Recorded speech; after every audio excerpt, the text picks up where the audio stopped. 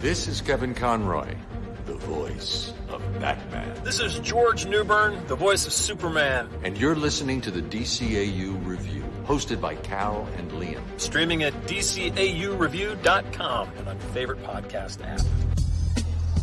There is an alien among us. A superior being from a place called Krypton. Deep in the heart of the city, he watches for signs of danger. Ready to act on a moment's notice. His true name is Kal-El. You know him as Superman. Maybe you ladies haven't heard about me. The future of Metropolis is in the hands of the Man of Steel.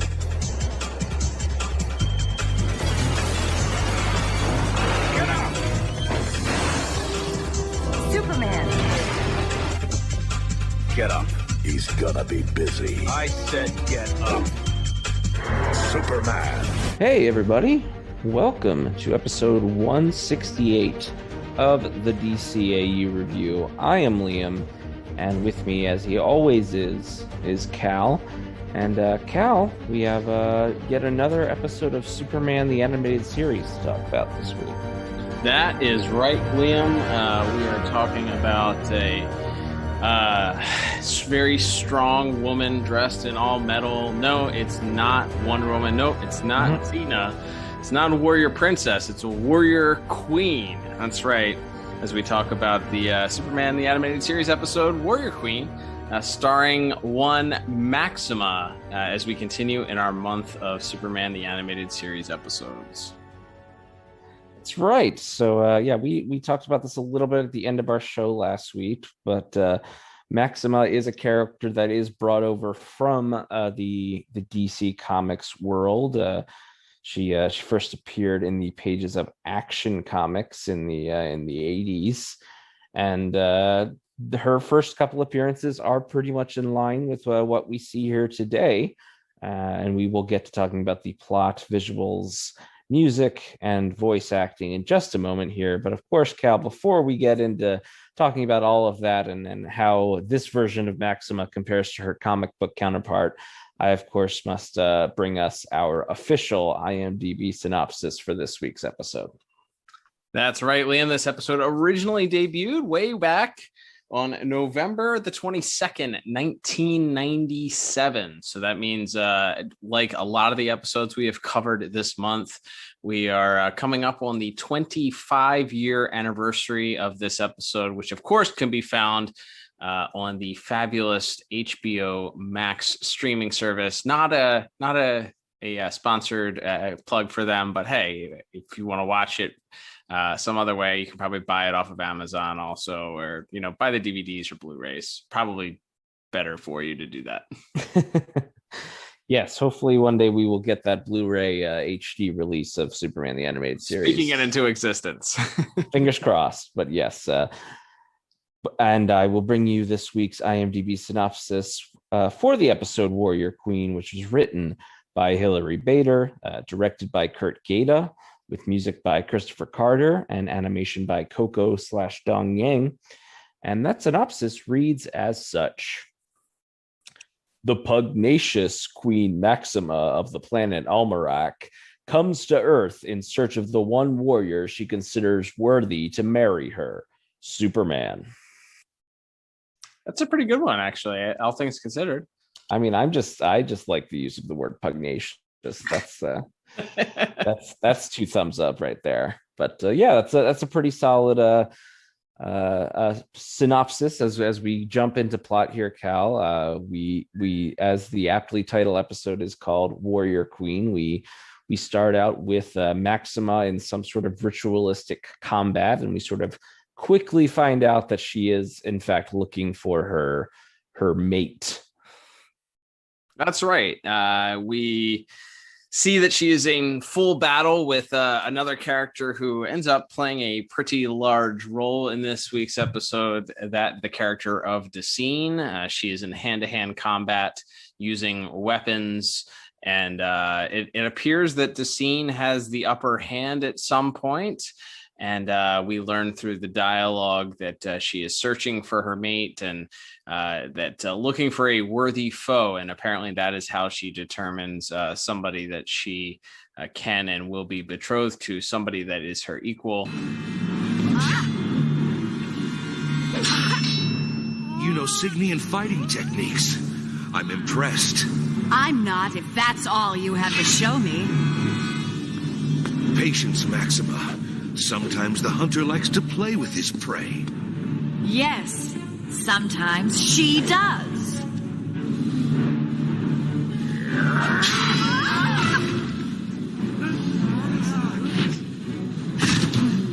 The prey is cornered. The victory is mine, and so are you, Maxima. My queen. My mate. My foot!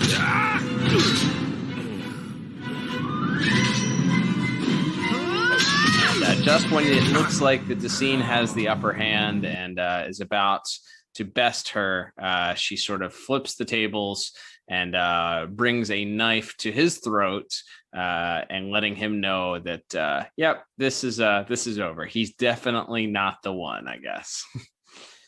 Yeah, and that is sort of the first part of the episode here. Is we get some setup of, as you mentioned, that she is looking for her mate after defeating Dissect. There's sort of a couple of scenes of her being very dismissive and sort of downright awful, and that sort of will get to the heart of what this episode is, which is Maxima is terrible. She's just a terrible person, and we'll get to it at the end. Well, I don't want to jump ahead here, but there's parts of this episode I really enjoy, but Maxima is a terrible person, and she's mistreating her sort of advisor or her second in command here, Sazu, which I believe is the name of the toucan in The Lion King. I know it was very confusing for me. I kept waiting for them to break into song at some point, which I feel like wouldn't have been out of character for some of the moments of the episode. So we digress. Moving through the plot here. Yeah, so she's overall a very spoiled, entitled ruler. And we see in the very next scene as she is getting waited on literally hand and foot as she's being massaged in her bath and continuing to search the galaxy for various new potential mates. Sazu brings exciting news that there happens to be somebody that they have found on a planet called Earth. He lives on the planet called Earth, although our scouts inform us that he's Kryptonian by birth. The Earth natives call him Superman. Superman. I like those shoulders. And that chin. Our children will be absolutely gorgeous. Shall I have the ambassador contact him? No, I'll handle this. Personally. But, my lady, your counselors are waiting and... Let him wait! God knows I have.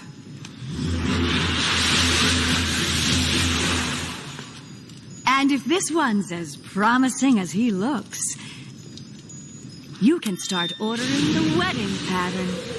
Mistress, wait.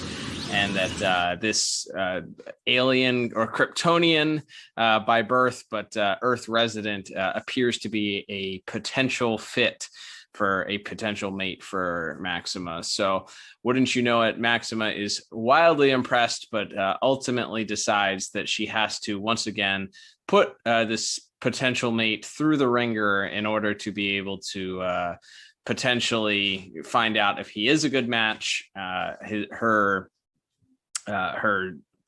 right hand woman Sazu recommends maybe sending some scouts to Earth, and Maxima says that no, she's going on her own.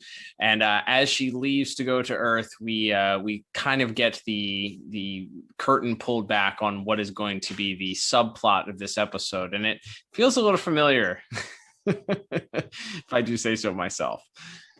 Yeah, no, it gets a little.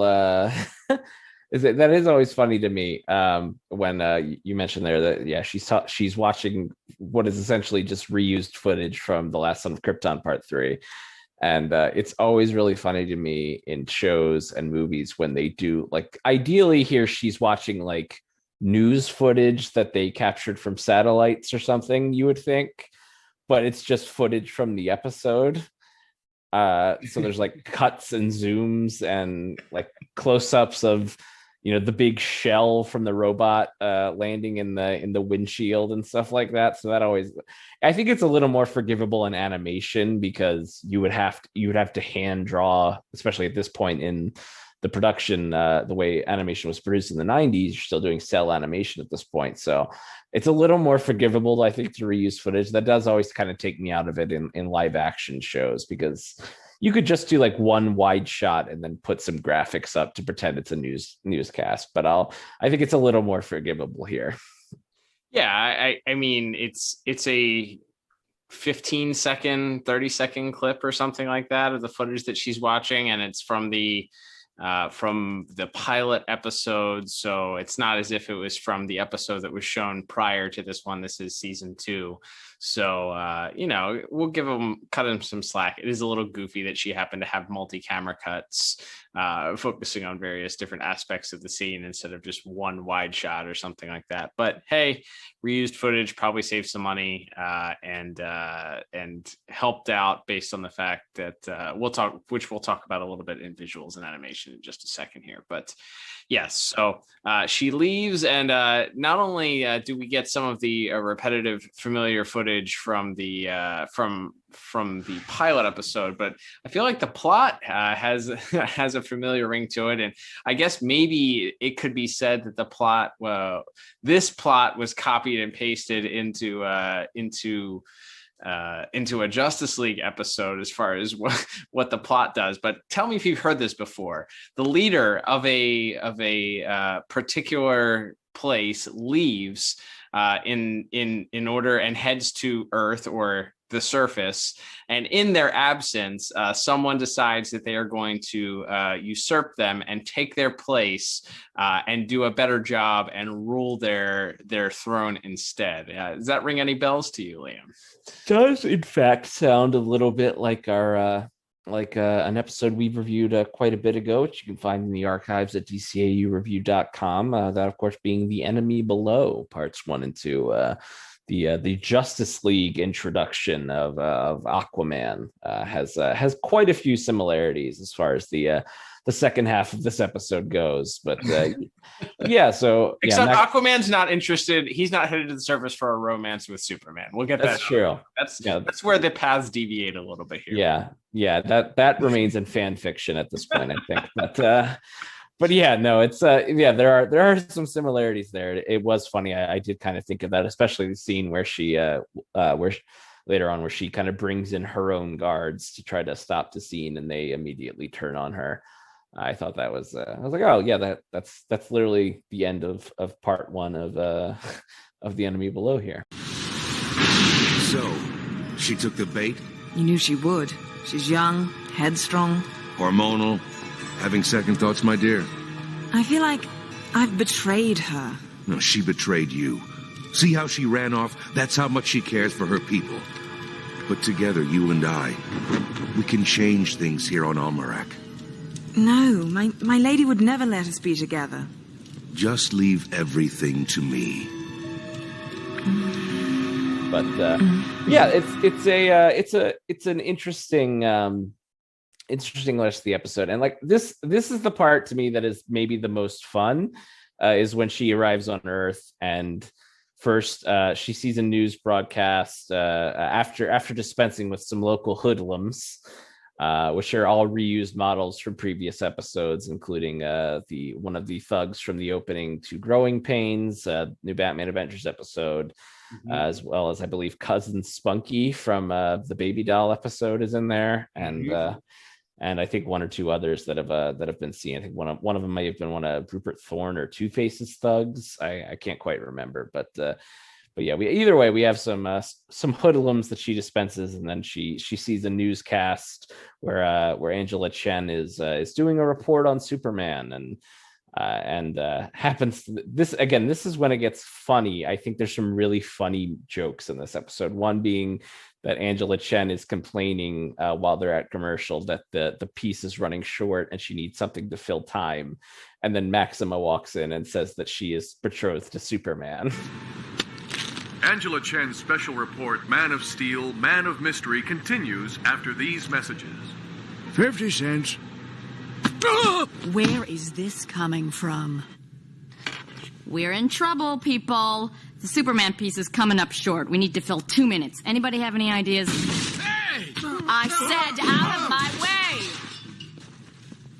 Excuse me? I am the Lady Maxima, warrior queen, head of the royal house, leader of all Almerac, and Superman's betrothed. Thank you.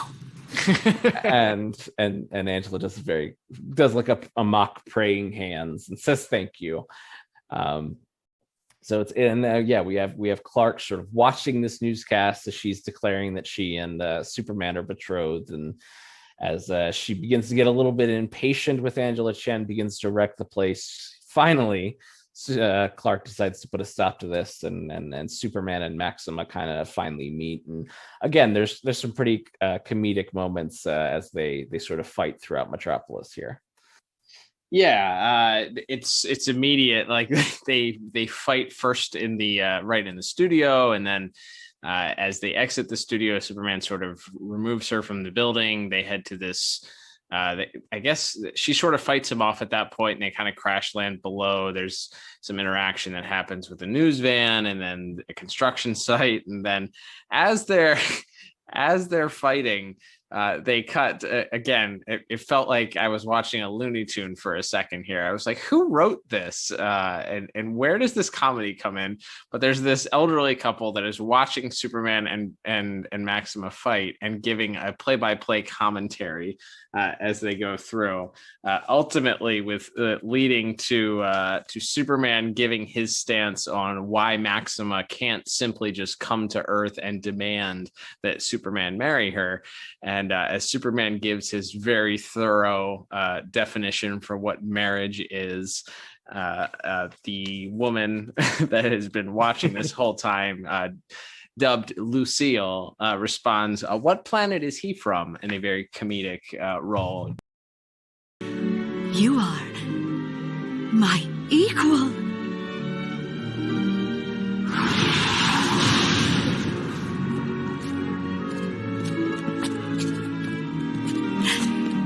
This is the happiest day of my life. I'm glad. Oh, my goodness! They're hugging! Just don't get any ideas. Of course, now you'll have to marry me. You can't just barge in and make demands like that. Why not? On my planet, I do it all the time. Well, this isn't Almanac. Almerac. Whatever. Here on Earth, marriage isn't something you can command. Marriage is a willing partnership where husbands and wives share the decisions and sacrifices. What planet is he from? You can't force me to marry you. Watch me. Did everything but look at the camera and wink. But at this moment, Maxima is sort of able to realize that she's really still not listening. She is still the spoiled, entitled person that believes that at this point that Superman is indeed her equal and has passed her test. So she is going to take him back to not Almanac, as Superman calls it, but Almerac. And upon their arrival, however, they are greeted by a somewhat less than enthusiastic servitude of people. And then as she enters her throne room, she is sort of awakened to the news that she no longer sits on the throne, literally. Yeah, and then as we've talked about, it's the very Shakespearean turn again, a la a later episode that we see here as her maiden, who again we've established she treats like garbage. Has sort of agreed with to help Dessine take power here, and the rest of the people, including all of Maxima's guards, seem all too ready to side with Dacine here. So it does say quite a bit about what Maxima's what Maxima was like as a rule. There's even a line that Sazu throws out about how the people basically didn't care because she was such a bad queen that they were basically very willing to go along with the coup here. And it seems like all hope may be lost, and Superman and Maxima might be in a bit of trouble. But of course, Dacine, because he is in fact evil, double crosses Sazu and sends her to the dungeon along with Maxima and Superman. And this is they're not in a trash compactor, but I feel like it gets a little Star Warsy in this sequence. Yeah, there's definitely some Empire Strikes Back influence as they are introduced to the Carnarite, as Maxima realizes they have been put into these old tunnels that she once used as a prison. Superman attempts to escape, but as he flies towards the upper part of the tunnel that they're in, it is in fact rigged with electricity and electrified, causing Superman to not be able to escape. So at this point, the Carnarite awakens, and we see multiple tentacles come out. And not only are these tentacles disgusting and attempting to drag the victim back to the Carnarite's mouth, they also are electrified, so that when at certain points they touch both Superman and Sazu, they shock them. And then ultimately Superman leads them sort of to this open area where they are confronted finally with not just the tentacles, but the entire beast itself as it comes from underneath of them. And then there's a battle that ensues where Superman and Maxima sort of team up. Superman takes a lot of the beating, sort of flying around and getting the different, I guess maybe they're tongues, not tentacles at this point, because they're the mouth of the beast. One of its tongues tied to the other tongue. And then as Superman is sort of almost nearly devoured, Maxima drops a rather large rock. It was a big rock on the tail of the Carnarite, and causing it to sort of lurch forward and scream. And Superman takes a couple of the tentacles and throws them around a apparatus hanging from the ceiling that it in and of itself was electrified. This not only takes out the Carnarite, but also takes out the electrified ceiling at this point, allowing Superman to do the old Superman spin right out of the room to help them escape. That's right. And it's sort of we set up the final battle where it's just kind of Maxima and Superman versus some very generic henchmen of Dacine's as they sort of continue to fight off, and finally they're able to Sazu is able to get hold of the wrist teleporter that Maxima's been using throughout the episode, and opens a portal, at which point Superman and Maxima sort of knock all of the soldiers into that portal, and then they are able to capture Dacine. And this is, I guess, where we're supposed to feel like Maxima learned a lesson, which is that she, at the start of the episode, she doesn't kill him. She's about to kill him this time, and Superman sort of talks her down.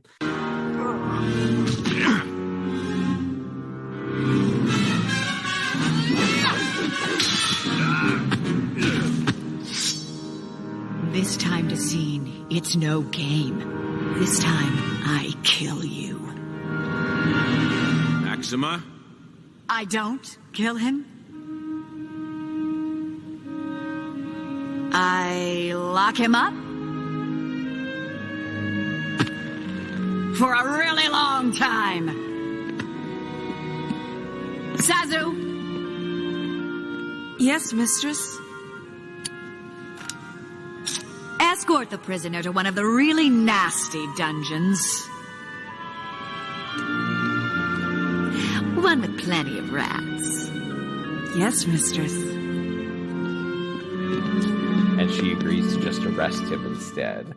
But there's not really any point in this episode where Maxima apologizes or does anything to sort of redeem herself for being like an objectively terrible ruler. So it didn't feel that much of a redemption moment for me. But that being said, I guess it's a pretty light comedic episode, so maybe I'm expecting more than I should there. But and then sort of our ending is she sends Superman back to Earth. She releases him from their betrothal. And Superman sort of gives her one last little bit of encouragement, telling her that, as his ma says, there's someone out there for everyone. And as he sort of fades away, who else? But what a great, like, this is like, Howard the Duck showing up at the end of Guardians of the Galaxy. Like, just the most random ending to this episode is that as Superman walks, as soon as the portal closes and Superman is gone, Lobo just shows up and apparently is chasing a bounty on Dacine. And Maxima looks quite smitten with him as well. And that's sort of our "and the adventure continues" ending there. You're free to go. Thanks. Are there any more at home like you? No, but as my mother always said, there's someone for everyone.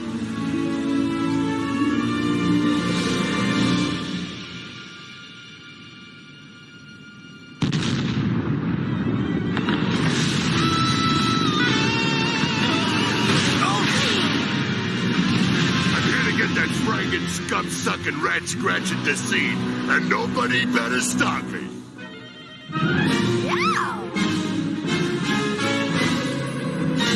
But this episode is very strange.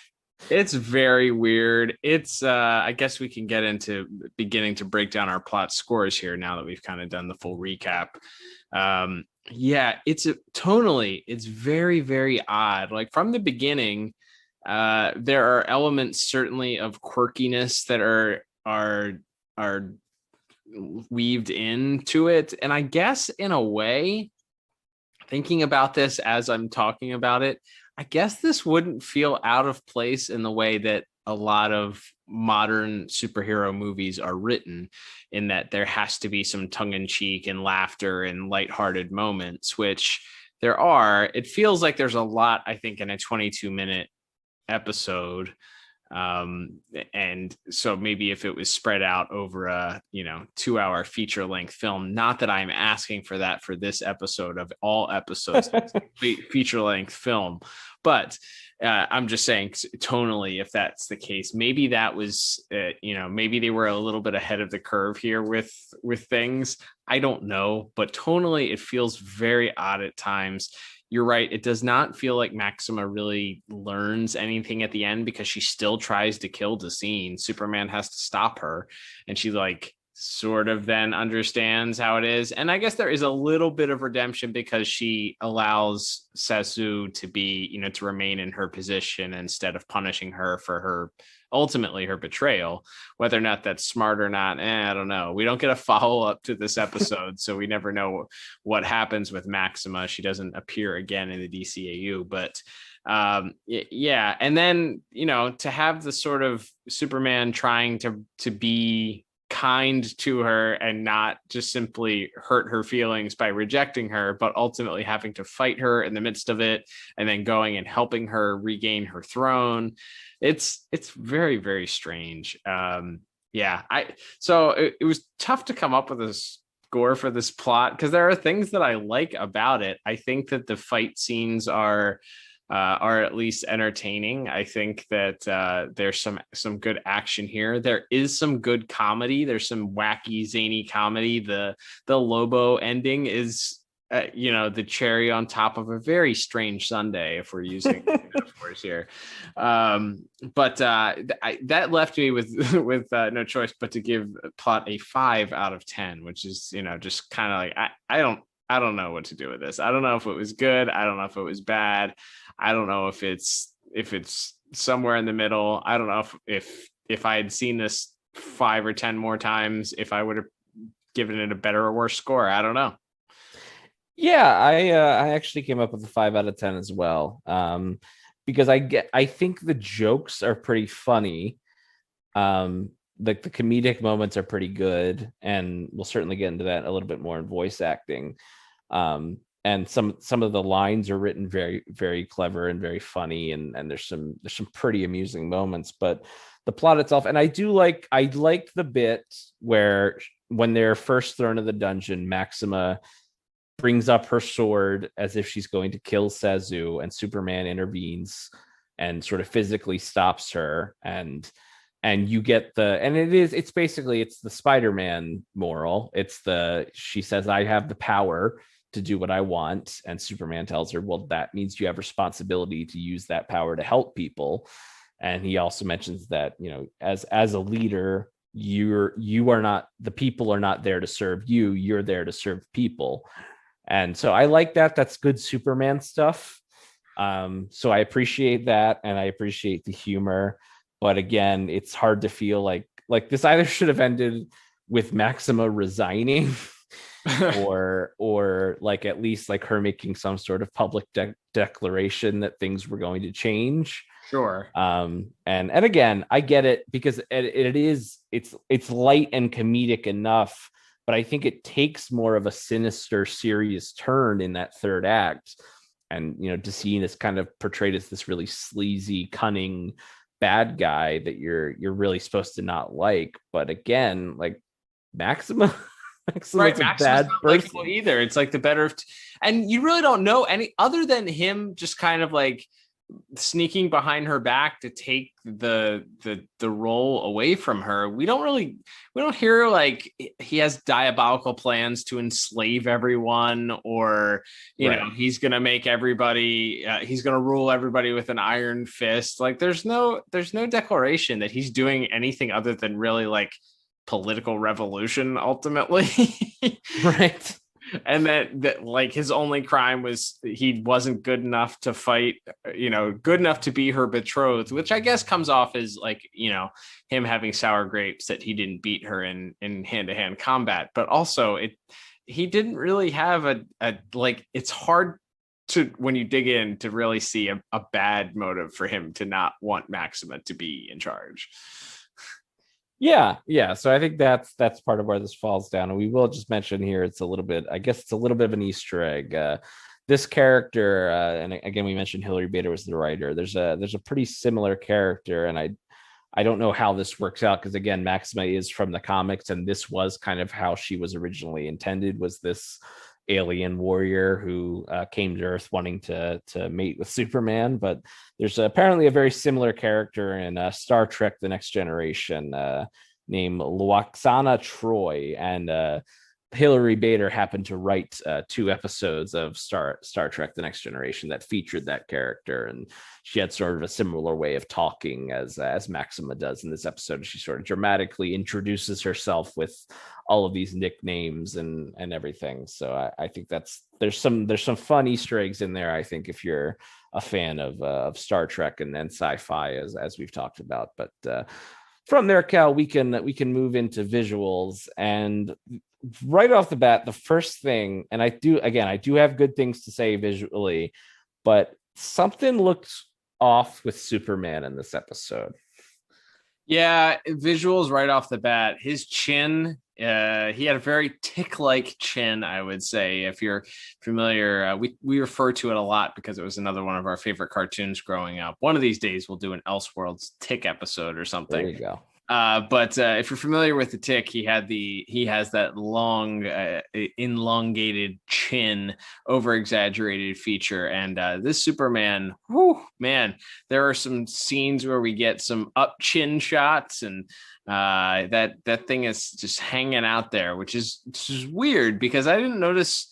I guess there's not a lot of other recurring characters that appear in this that we're familiar with, or that could be technically off model. We get Clark and Angela Chen. We don't see Lois. We don't see Jimmy. We don't see Perry. We don't see Professor Hamilton. We missed out on a Professor Hamilton appearance on this week's episode. 3 out of 4 ain't bad though for the month. But anyway, so it's odd. It was definitely an odd animation choice. Whoever was storyboarding this, or whoever ultimately animated it, went with a little bit more exaggerated features. There's a couple scenes that I noticed there's a scene where Superman I think it's right after he and Maxima have teamed up for the first time. She sort of embraces him and he kind of pushes her off, and his hands are like the size of his head at that point. Like they're just humongous. And it's just for a split second, but it's definitely some features of this episode. Some of the characters looked a little wonky, which is weird because I don't think Maxima, and then again, this is her one and only appearance, but she didn't look like her features were too exaggerated. I didn't think that that the characters themselves looked too off model for what we're typically used to from Superman the animated series animation, but for some reason Superman did not look good in this episode. Yeah, I can't tell quite what it. Yeah, it's definitely all in like the head shape for me. I mean, again, this is directed by Kurt Gaeta, who's a regular that we talk about quite a bit, especially in the Superman and New Batman Adventures era. And animation by Coco and Dong Yang, who maybe don't hit home runs every time out, but are certainly professional regular studios who worked on quite a few of these animated shows. So it's there isn't like a clear reason to me why this looks the way it does, or why specifically Superman looks as off as he does in this episode. And we've even talked about that in the past. It's kind of rare for once we're past the original Batman series to see somebody this off model or this sort of inconsistent in an episode. So I don't know if it was just a quick turnaround, they didn't have time to fix some stuff, or what, if there was some sort of a turmoil in the production of this episode that didn't allow for retakes and things like that to fix some of this. But yeah, it did come off. It's just very odd, and obviously he's the main character, so it's hard to ignore that sort of stuff. That being said, I do think there are some cool visuals. I like the general design of everything. I think when we open up, speaking of Star Trek, there's a ship floating in the air that looks a lot like the USS Enterprise. We get I think a lot of the backgrounds and stuff are creative and everything, and the design of the monster that they fight is pretty interesting, with, as you mentioned, the tentacle tongue and everything is pretty creative. There's also a really interesting shot of Superman and Maxima and Sazza sort of running through this tunnel, and the tunnel, rather than just them running through a background, the tunnel's sort of animated and it's sort of kept this one long shot, and then the camera kind of cuts to behind them and the background is animated again as they run out. I thought that was a cool shot, and there's a pretty clever little visual trick where as you mentioned, Superman, when he's time to tunnel out, he does the spin trick and flies up into the air, and we sort of do this fade where we're fading on Superman spinning, and then it fades into one of the dancer girls doing a pirouette as she dances for the scene's entertainment. So this episode is not without some fun and clever visuals and animation, but yeah, it's hard to get past that elephant in the room of the main character being a little bit off model.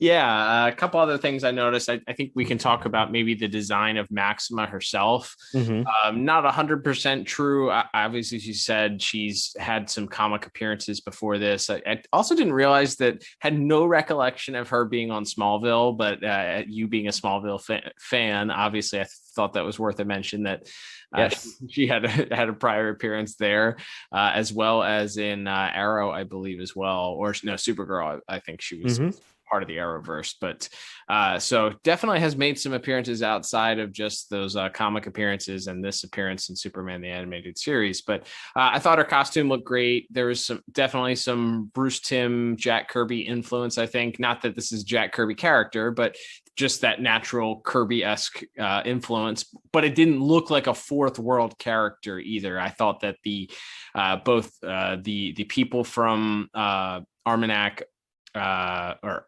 Almanac, even I don't know what the name of this. Superman didn't care enough to know what the name of the planet was, so I don't care what it is either. The people from Almanac they looked distinguished enough to not just be like, oh, these are just fourth world characters. Like, you can see some influence there, I think, and it's definitely Bruce Timm influenced model sheets used for various different things, but also it's certainly unique enough where they kind of stand out on their own. I think the colors that were used in the backgrounds for the throne room and her when she's watching the footage of Superman while she's in the bath, I thought those were some unique looks as well. I thought it was interesting too.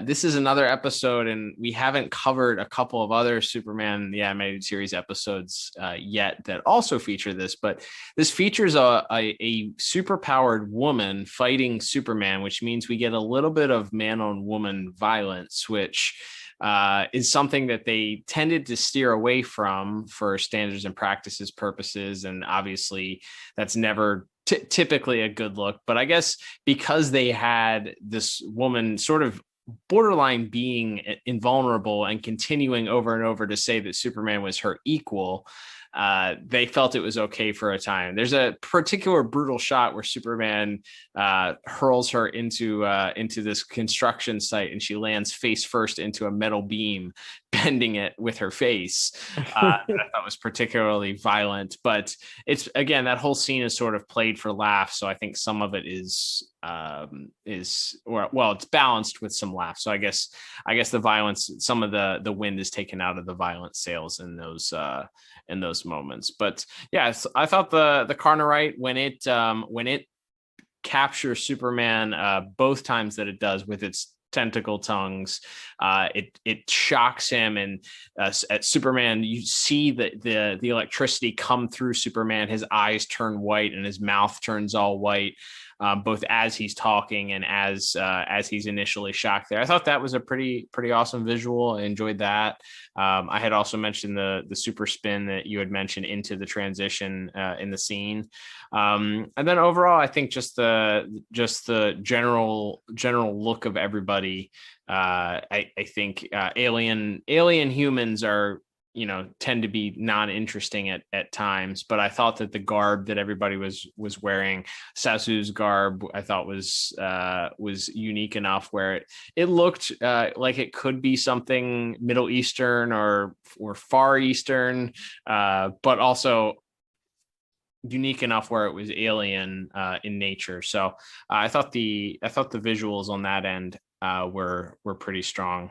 All of that coming down to everything, it's really, really difficult, I think, when you're, as you mentioned, when your main hero is off model, to kind of give this a higher end score. But I did like Maxima's costume. I like some of those other things. So I ended up settling on a 6 out of 10 for visuals.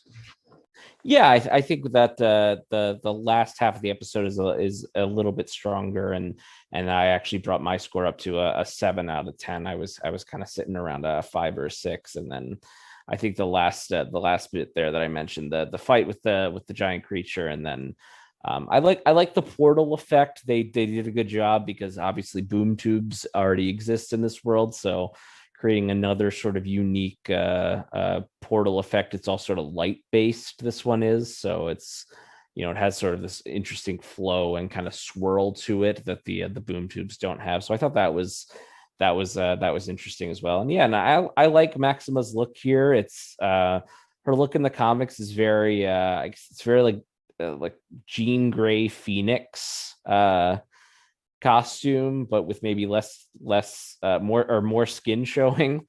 So they took the spirit, like they did with, I think, a lot of their DCAU redesigns when they did sort of redesign of characters.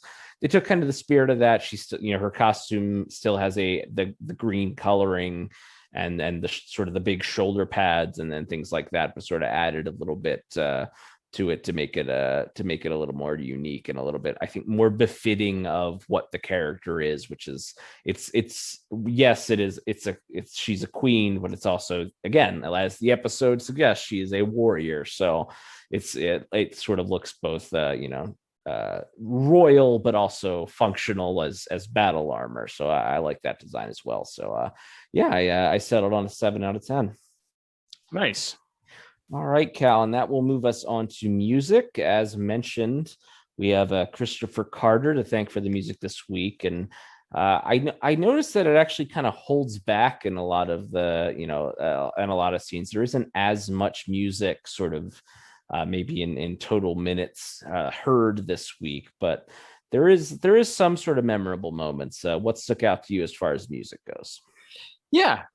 So this episode, I think, relies heavily on the fact that Maxima is indeed a warrior queen. So when you think warriors, when you think, gladiators, you tend to think of this big, grand, Roman influenced music, I guess, something you would see in a movie depicting a coliseum, big heavy drums, and something that sounds like the intro to the Olympics on NBC, like heavy drums that are tuned and making, kind of have this bass coming with them. So and that's kind of, I think, what the influence was for this music, because a lot of the at least the introduction that we get to Maxima is this heavy drum with horns in the background, and this sort of theatrical battle about to begin or ending. It's sort of her theme is sort of tied up into that sort of tone throughout, and so that theme sort of plays throughout. We don't get a lot of the Superman theme, very little in this episode, actually. But we sort of do get these heavy horns in the background, and I felt like the background music would not have been out of place for an early Batman the Animated Series episode, in that there's this theme that runs throughout, and sort of it changes up in different places, but you have the same horns in the scene with the Carnarite that you then have in the final fight scene in the throne room with Superman and Maxima fighting Dacine and his goons. Like, you have that same thread throughout, and then the drums and the Coliseum-esque music also comes playing in. There has to be probably a better name for that, but that's what I for this, that Roman Coliseum theme coming through. So I think that there's a lot of good stuff to hear in this. I think the music in the fight scene also between Superman and Maxima in that construction site, and their fight there sort of continues with this horn playing in the background that sort of again sort of is threaded throughout the entire episode. But I think the music tended to be one of the strongest and most memorable things about this episode for this week. Yeah, no, I think that definitely stands out, and it has those sort of spacey Star Trek, Star Wars grand feel to it. I think all the scenes on Almerac are sort of punctuated with that, and you mix in the Superman theme as well. And again, we've talked about that in past weeks of the way to sort of interlay that Superman theme within whatever the theme of the week is. And I really enjoyed the music as well. Like I said, I think it holds back, like when again in the scene I talked about where Maxima is sort of brings her sword up to strike Sazu, and Superman intervenes. You'd kind of expect a big dramatic, dun dun dun there, and it's there's really no music at all. They totally drops the music out there to kind of let the voice actors take that moment, and we'll certainly talk more about that in voice acting in a moment. But I think the music did a good job of not only sort of punctuating those big moments and giving you that sort of spacey, dramatic, Shakespearean feel, but also holding back when it needed to as well. So I went with a 7 out of 10 for music.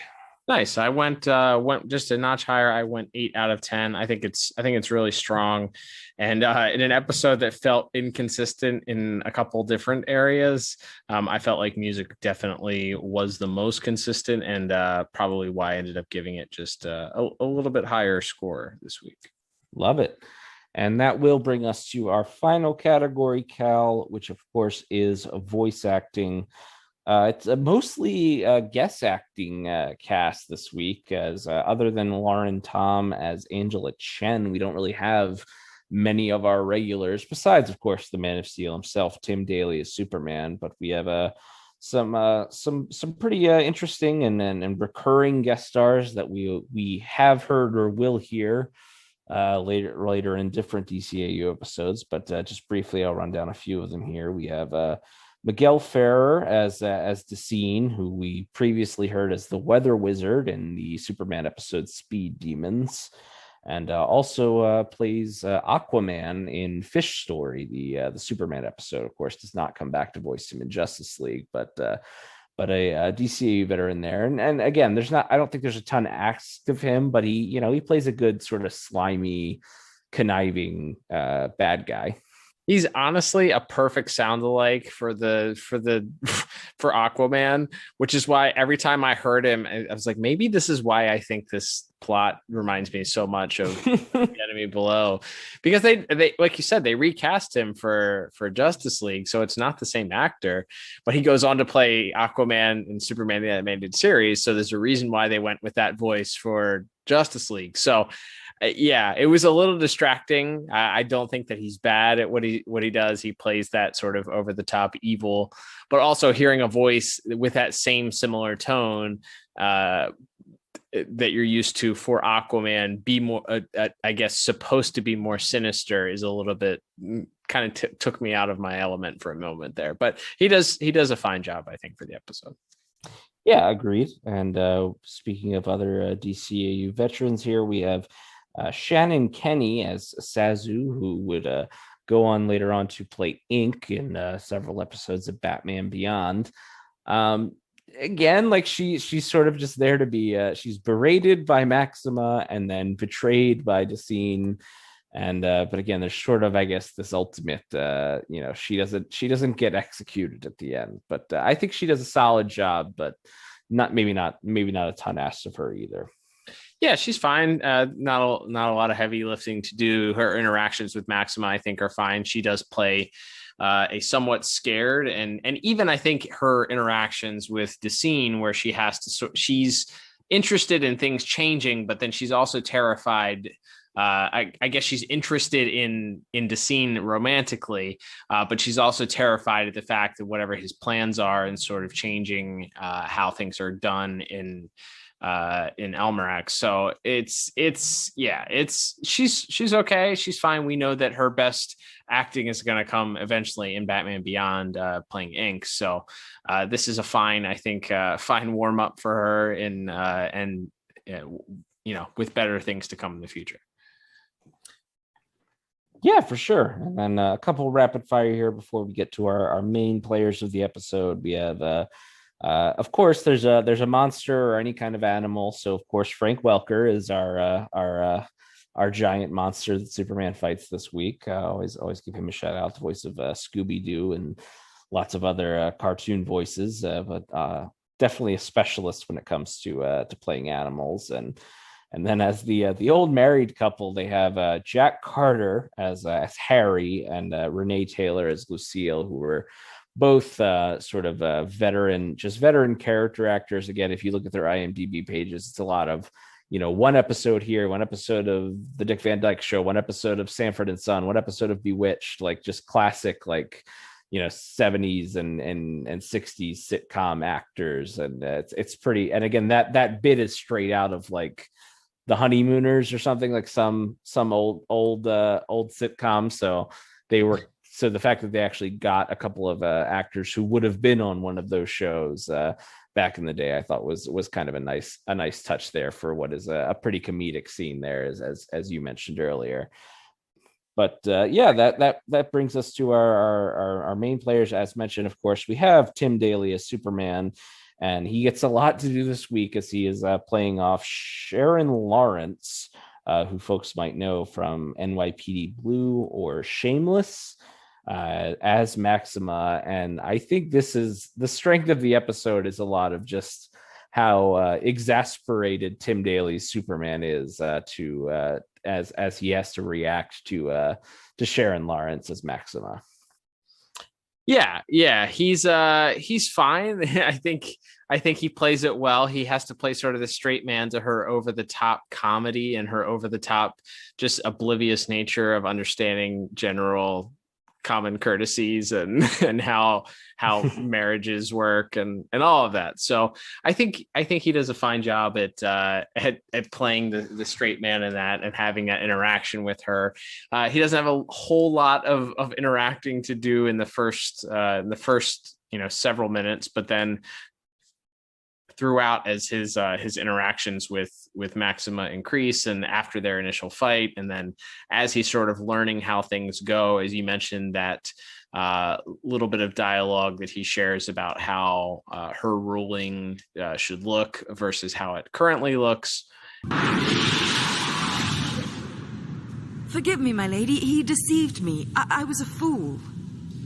A dead fool? No. I'm still queen here, head of the royal house, leader of all Almerac. But you can't just go around killing people. I have the power to do as I please. And the responsibility to do what is right. As leader, you serve the people. They don't serve you. Now, where are we? And then maybe at the end, as he politely declines that he has to head back to Earth, accepting with grace and appreciating the flattering that he received, but also knowing that he needed to get out of there as quickly as possible was pretty great. So yeah, I think he's very, very strong in this, and I really think the only person that you could possibly say did a better job is Brad Garrett as Lobo. Well, yeah, that is as we mentioned, it's a very bizarre cameo, but always great to hear Brad Garrett's Lobo, and I think Sharon Lawrence's Maxima does a pretty fun job again. It's a lot of, especially in the more comedic moments, she has a lot to do, and she plays this very sort of pompous, over the top, just over dramatic royal character, and I think she does a pretty good job. So all things considered, I think voice acting is pretty good in this episode, and I settled on another 7 out of 10 for my voice acting. Yeah, I ended up giving it actually the same exact score, 7 out of 10. I think all involved do a pretty good job. There's nothing spectacular about anything. Maxima is a very over-the-top character, and her lines are delivered as such. So Superman being a little bit understated, everybody else kind of being understated as well. Dacine ultimately not being a mustache twirling villain, over-the-top voice also I think plays well. So solid all the way around, but nothing that was super spectacular in the grand scheme of things. Yeah, agreed. There's definitely fun to be had here, but that will bring us to our final scores, of course, and tallying everything up this week, Cal. I have a final score of 26 out of 40. I guess this explains that our scores, while not being exact across the board, our scores ended up being pretty similar, and that is why I ended up with a final score also of 26 out of 40 for this week. What are the odds? Pretty good if you've listened to the previous 168 episodes we've done. Definitely a common theme here. Yeah, and as we begin to wrap up, we will of course look at the rewatchability for this week's episode. This is the first one in a while that I feel like is a solid skip. There's nothing wrong with it. I think the action is so great that you need to watch this episode, and obviously as far as like its place in the larger universe, both of this show as Superman and of the DCAU, this character never returns. She doesn't even show up in the background of a JLU episode or anything. So hard to say that any of this really feels like it's a must watch or a must rewatch in this case. Yeah, I would dare put this episode in the who the heck needs this episode type of who the heck asked for this episode type of episode. It's fine. There's definitely some laughs. If you're looking for the funniest Superman the Animated Series episodes, maybe this is a top 5.